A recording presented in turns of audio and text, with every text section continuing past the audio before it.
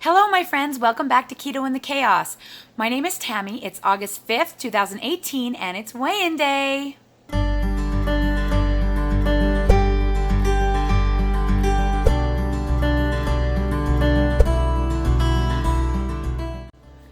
Well, happy Sunday, everyone. I hope you are all having a beautiful day. It's been pretty relaxing here for me. My daughter Eloise was baptized yesterday. She turned 8 years old on July 2nd, and she was baptized a member of the Church of Jesus Christ of Latter-day Saints yesterday morning, and we had the most beautiful, beautiful day. It was very spiritual, and we had a great number of family and friends who came to support us, and it just made my heart happy. As a mom, it's good to see your kids making good choices and being good people, and Eloise is one of my favorites. She is just a doll, and I love her so much.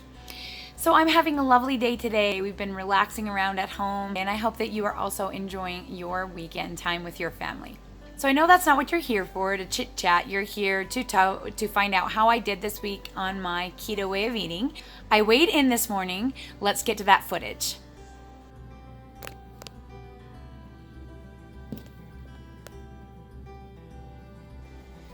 As you can see, I weighed in today at 194.4 pounds, which is a 5.2 pound loss for this week.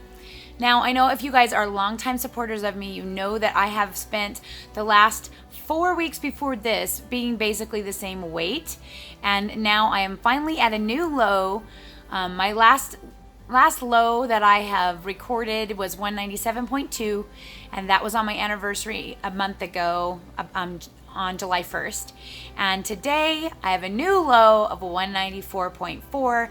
It's not a super huge loss for 5 weeks, but any loss is a loss in my book. I finally had that water bush, or at least the beginnings of it. I am still retaining some water. I am still feeling it in my fingers. It's not all gone, but I did lose quite a bit of it, and with it also my electrolytes. I spent all week trying to keep up with my sodium. It didn't seem like I could ever get enough. I just kept having muscle cramping.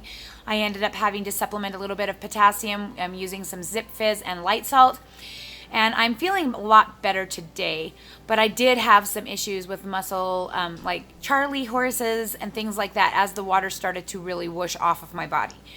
Now, I bet you guys are all wondering what magic trick I finally did in order to get the weight to finally go down. Because I know every week I get on here and I talk about how I really think I just need to wait it out, and people are always giving me their opinion on what I need to change in order for it to happen. And I'm going to tell you right now, I literally changed nothing. Nothing. The only thing I did, maybe that was a little bit different, was that I made sure I got all of my sodium in, and I went back to my regular sodium number. I had already gone back to my regular sodium number the weeks previously, but this week I really tried to pay more attention and make sure I really got that last dose in, though I was not perfect. I know I was not perfect. So that's one of the only things I could maybe link it to. Did I go off of the keto cakes? No. I actually had 2 keto cakes this week and 3 bars this week. I did not record the keto cakes nor the bars because I feel like I'm getting a lot of judgment on those, and I want to be honest with you guys, but I don't really want to put them in my What to Eat Wednesday videos because people might come upon those and see that I'm eating that every day and can figure out that they think that they can do that too at the very beginning, and that's really not great. I'm not trying to lead people astray, but I also have to live my life the way I want to live it, and I'm still losing weight doing that, and so I'm not being super picky about it, I guess. I am confessing to you guys on this video just because I know that you're going to be coming on here saying, see, it was the bars. See, it was the keto cakes. See, you needed to eat less of this or do more of that. Guys, I did nothing different. All I did was keep doing the things that I know how to do, the exact same things, trying to stick to my macros from my chart that is available on my Facebook group, Keto Chaos, and I'm just going on doing the same things that I always do, messing up, eating too many ketofied things, I guess, than I was planning on, but I digress. I am not perfect, no one is, and I never will be, and I cannot be the perfect person that you hold up on a pedestal as the person who made it or the person who never messed up.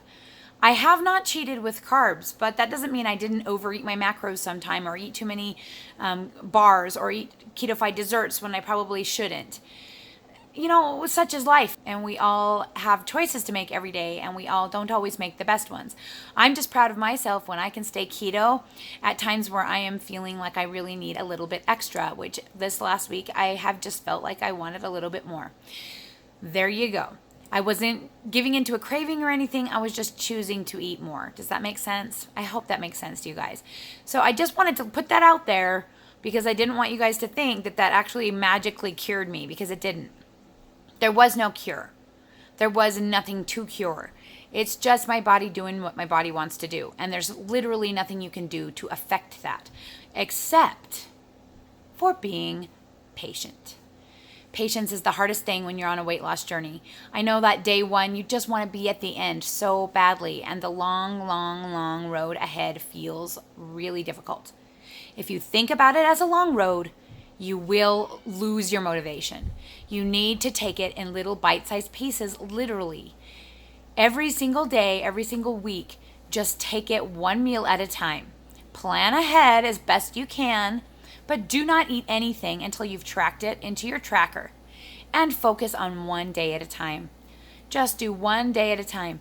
That's the only way you can do it. And if you can't do one day at a time, try doing one meal at a time and just trying to stick within half your macros or within a third of your macros. That is all you can do. So tomorrow we will be chatting about macros, why they're important, why you should try and use macros versus percentages, why you should use macros versus lazy keto, and how you can get your own macros without having to know math and science. We've already done the hard work for you, so I'm going to be sharing with you how you can get your own macros. So I guess my lesson for you guys today, you and I both know that I lost inches all in the month of July and not any pounds on the scale. I trust inches way more than I trust the number on the scale because water weight is crazy and there is no way to control it. The only thing you control is what you choose to put in your mouth, and that is it. And that's the only thing that you can control. Your body has to do the rest, and you just have to trust that your body will do it the way you need it to be done. I did only lose a 3/4 of an inch this week. I hardly lost any compared to the previous weeks. But on the scale, losing 5.2 pounds.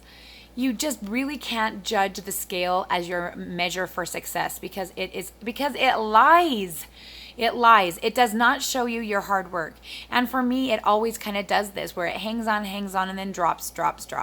So it seems as if I might be heading back into my regular pattern of 2 weeks of dropping and 2 weeks of gain and then hold.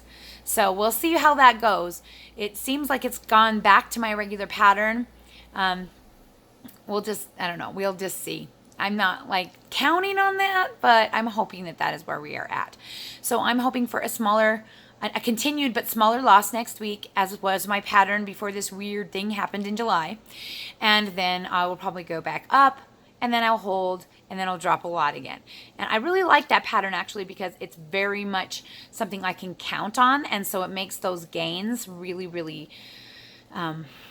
it makes those gains easier to bear and easier to grin and bear through. And you guys, if you are keeping track every single week, you will be able to see your progress and see if there is a pattern. I think a lot of times in weight loss, there tends to be a pattern. I mean, definitely it's wonky all over the place. If you look at my little line, it's like up, down, up, down, up, down, up, down. It's just kind of all over the place. But if you can really pay attention to your weight loss drops and gains, there's often a pattern that you can follow. And so instead of getting frustrated, having a week where you don't lose or even a week where you gain, make sure you wait it out long enough and make sure you get a firm idea whether this is an actual problem or whether or not this is just a pattern or something that you have to wait through. Because I know for me, I've had the same pattern for a really long time, and July was my anomaly.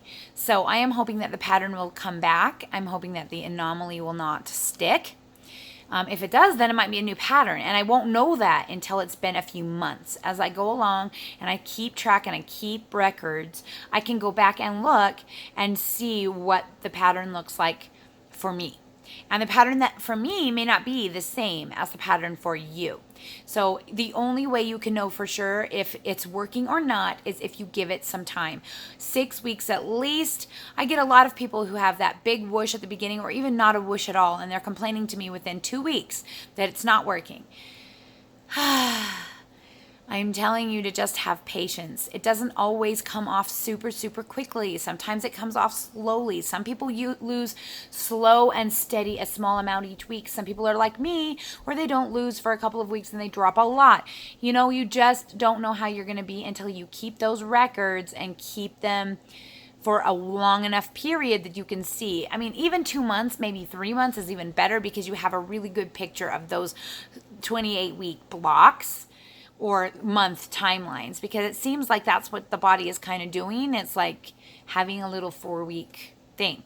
And that's why I do pictures every 4 weeks and I measure every week so that I can have something to compare every week. And then the pictures, you can see in my slideshow next week how they just go down week by week. I mean, month by month by month by month by month. And now I'm kind of like in the half month, because I started out doing the beginning, and since there's a little bit more than 4 weeks in most months, it ended up now I've moved to the half month instead of the end of the month kind of thing for my 4-week pictures.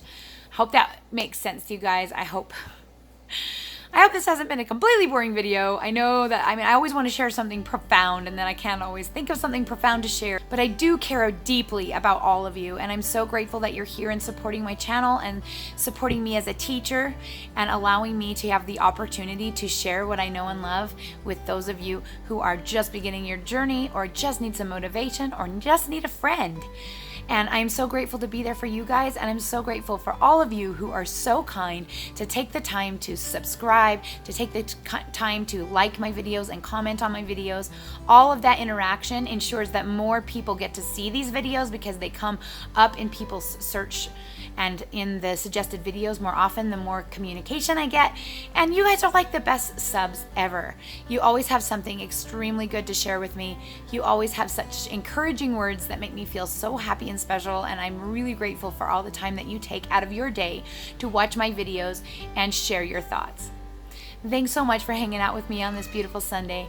I wish all the best for you and yours. Talk to you again soon.